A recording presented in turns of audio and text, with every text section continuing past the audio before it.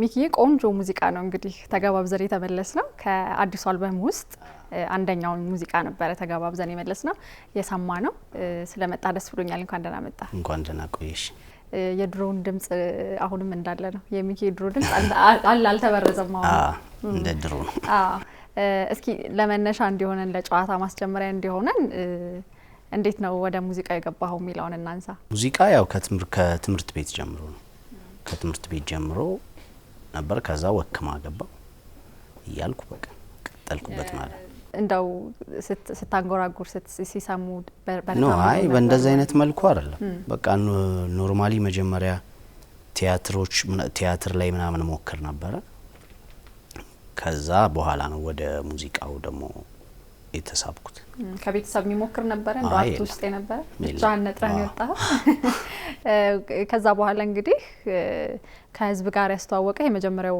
ሙዚቃ አለ ከዛ በፊት የሌሎች አንጋፋ አርቲስቶችን ሙዚቃ ተጫወት ነበር ወይ እንደው የማን አድናቂ ነበርክ እኔ ቴዎድሮስ ታደሰና ቴዲ አፍሮ አድናቂ ነኝ የመጀመሪያ ሙዚቃህን ከህዝብ ጋር ያስተዋወቀ ሙዚቃ የትኛው ነበር እንዴት ነበር የሰራው ከህዝብ ጋር ያስተዋወቀ ሙዚቃ አራውዴ ነው ያኮራለው የሚለው ሙዚቃ ነው ከዛ በፊት ግን ሁለት ሲንግሎች ነበሩኝ አንዱን ከማርታ ማያ ላቤ የምትለው ዘፋኝ ጋር ለሁለት እየተቀባበለን የቴዎድሮስ ታደሰን ዘፈን ተጫውተን ነበረ ከሱ በፊት ደግሞ ላላ የሚለውን ስያሜ ያገኘውበትን ከሱዳንኛ ዘፈን የተወሰደ ዘፈን ነበር እሱን ሰርቼ ነበር ያኮራል እንዴ ሶስተኛ ዘፈኔ ነው ግን በሶስተኛው ነው ከሰው ጋር በደንብ የተዋወቅኩት ማለት ነው አራውዴ በብዙዎች ዘንድ የማይረሳ ሙዚቃ ነው ሚኪ ላላ የተባለና ላላን ደግሞ ያሰጠህ ሙዚቃ አለ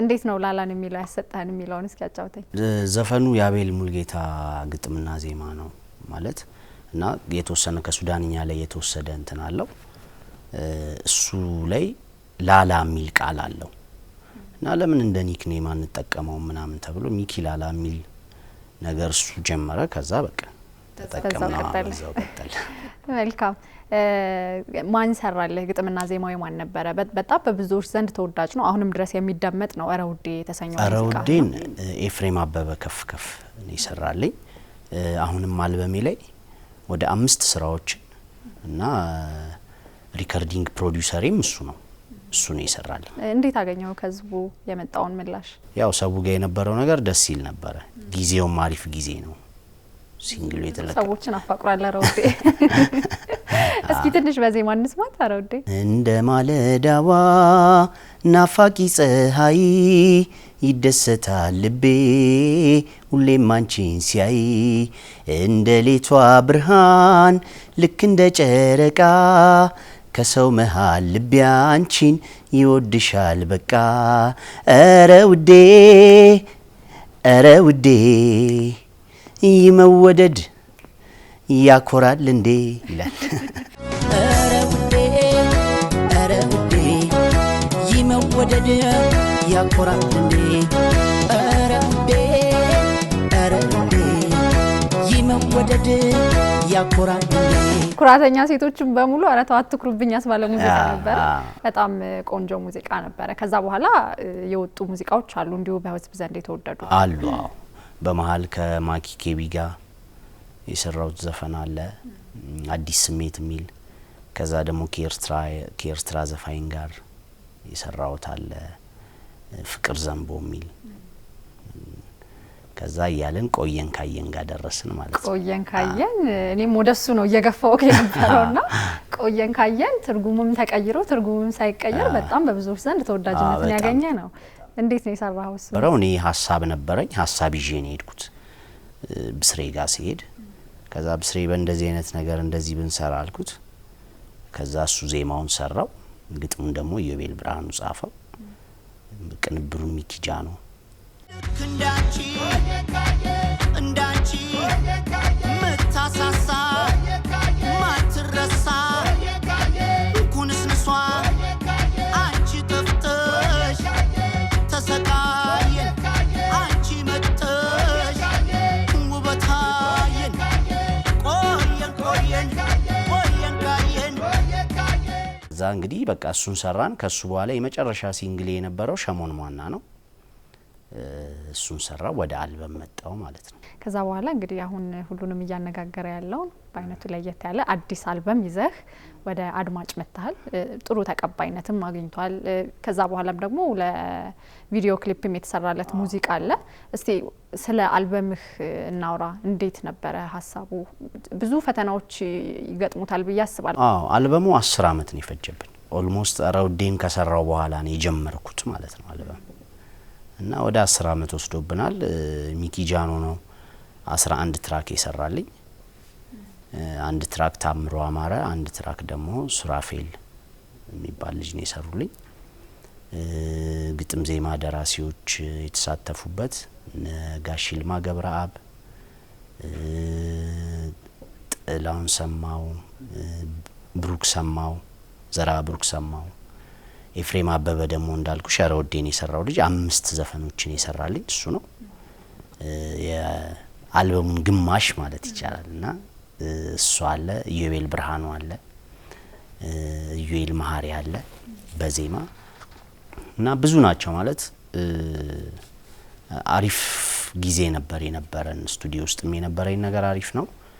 ያው ጥሩ ስራ ለማምጣት ስቲ ጊዜ ይፈጃል እና ጊዜ ፈሽተን የሰራ ነው ማለት በደንብ በቃ በደንብ ነው ተጨንቀን የሰራነው። 10 አመት ማለት እኮ ያንድ ልጅ እድሜ ማለት ነው። አዎ እና በመሃል ደግሞ የሚገርምሽ የቀያየርናቸው ነገሮች አሉ። መሃል ላይ አሁን 4 ነጥብ የአልበሙ መጠሪያ መሃል ላይ የመጣ ዘፈን ነው። የምረታም ዜማ ነው እና እንደዚህ መሃል ላይ የመጡ ዘፈኖች አሉ እና ትተን አዳዲስ ዘፈኖች ያስገባንባቸው እንትኖች አሉ። በጣም ብዙ ስራዎች እጅ ላይ መተው አንደኛውን ትጠላለህ ታነሳለህ። ይሄ በራሱ ሌላ ፈተና አለው። አዎ እና በዛ መሃል ነው እንግዲህ አልበሙን ጨርሰን ያወጣ ነው ማለት ነው። አልበሙ ላይ እንግዲህ አልበሙን ከማውጣትህ በፊት የመኪና አደጋ ገጥሞ እንደነበረም አዎ የመኪና ሊወጣ 3 ቀን ሲቀረው መሰለኛ 3 ቀን ሲቀረው ነው።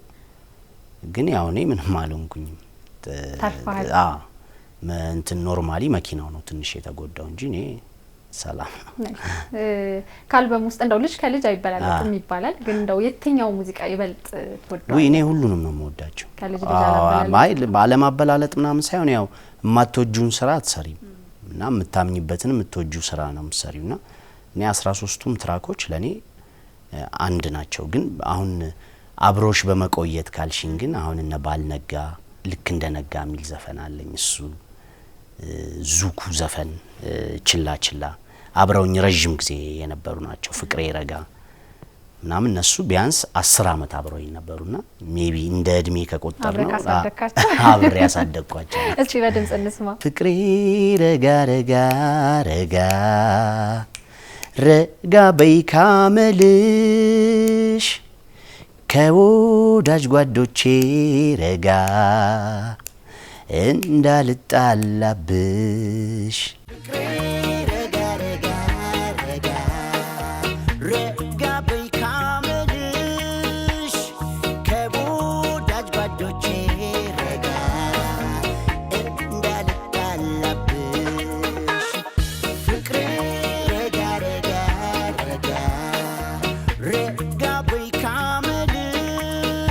ይህን ይመስላል።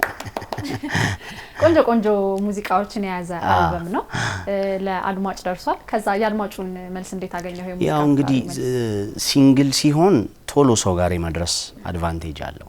አሁን ግን ካለንበት ነገር ካለው ሁኔታ ምናምን አልበም ሰው ጋር ለመድረስ ራሱን የቻለ ቻሌንጅ አለውና የሰሙት ሰዎች ይወዱታል። በጣም ወደውት አሪፍ ነገር ነው የሚሰጡኝ። ግን አሁንም ገና ደረሰ ብዬ አላስብም። ገና ነው። ምክንያቱም 13 ትራክ ነው እንዳልኩሽ። 13 ትራክ ደግሞ ባንዴ ተደምጦ ባንዴ እንትን አይባልምና አሪፍ ዘፈኖች ሁሉ ጊዜም እየቆዩ የሚሰሙበት አድቫንቴጅ አላቸውና ያ ነው ያለው ነገር። ግን የሰማው ሰው አሪፍ ሀሳብ ነው የሚሰጠኝ። እንደውም የሚጣፍጥ ሙዚቃ ነው። እየቆየ ይገባቸዋል። የኮንሰርት ሀሳብ አለ ከሪሊዜ በኋላ ይኖረኛል ሀሳባው። መልካም። እንደው በዚህ አጋጣሚ አልበሙ ላይ የተሳተፉ ሰዎች እንደው ማመስገን የምትፈልግ ከሆነ? አዎ አልበሜ ላይ በመጀመሪያ ደረጃ አብ ሪከርዲንግ ፕሮዲዩሰሬም ግጥም ዜማ ደራሲም ነው ጋዜጠኛም ነው። በዚህ አጋጣሚ ኤፍሬም አበበ ከፍ ላመሰግን እወዳለሁ። አልበሜ ላይ የተሳተፋችሁ ሰዎች በጠቅላላ አመሰግናለሁ። ከዛ ባሻገር ደግሞ አብረውኝ አሁንም ሪሊዜ ላይም ምናምን ብዙ እየለፉ ያሉ ሰዎች አሉና እነሱን ሰዎች ማመስገን ፈልጋለሁ። ሚካኤል አሰፋን፣ ሚኪ አፋን በዚህ አጋጣሚ አመሰግናለሁ። ብቻ በአጠቃላይ አብረውኝ እዚህ ድረስ ብዙ ሰዎች አሉ። ከሌ ብለሽ መለየት ይከብዳልና ሁሉም አብረውኝ እዚህ እንድደርስ ያረጉኝ ጓደኞቼንም ወዳጆቼንም ቤተሰቦቼንም አመሰግናለሁ። መልካም። በመጨረሻ እንደው ማለት ሳላነሳው እንዳታልፊ እንደው ሚኪን ጠርተሽ ሳታነሽ እንዳታልፊ ተባልኩት አለ። ሚኪ የትኛው እግር ኳስ ደጋፊ ነው ባክሽ ጠይቂልኝ ተባልኩኝ። ይሄ ማሳብ እንደሆነ አውቃለሁ። የአርሰናል ደጋፊ ነኝ። ዛሬም ለመጨረሻ ጊዜ እደግመዋለሁ። በጣም ለአርሰናል ያለው ፍቅር ይለያል አሉንና የአርሰናል ደጋፊ ምን ያክል ነው ፍቅሩ የሚለውን ልጠይቅ። የአርሰናል ደጋፊ ነኝ። ሀሳብ አልቀይርም። ዋንጫ ቢበሉም ባይበሉም የአርሰናል ደጋፊ ነኝ። በጣም ጥሩ። እንግዲህ መልእክትን አስተላልፋለሁ። እሺ ሚኪ እዚህ ስቱዲዮ ድረስ መጥተህ ቆንጆ ቆይታን የሰጠን በጣም አመሰግናለሁ። ግን ደግሞ እንዲሁ አንላቀቅም፣ ሽቅርቅርን እዚህ ስቱዲዮ ላይ ለተመልካቾቻችን እንጋብዛለን። ተመልካቾቻችን ኤንቢሲ ቅዳሜ ነው እየተከታተላችሁ ያላችሁት። ሌሎች የኤንቢሲ ቅዳሜ መዝናኛ ፕሮግራሞቻችን አሁንም ወደ እናንተ መድረሳቸውን ይቀጥላሉ። መልካም ቆይታ።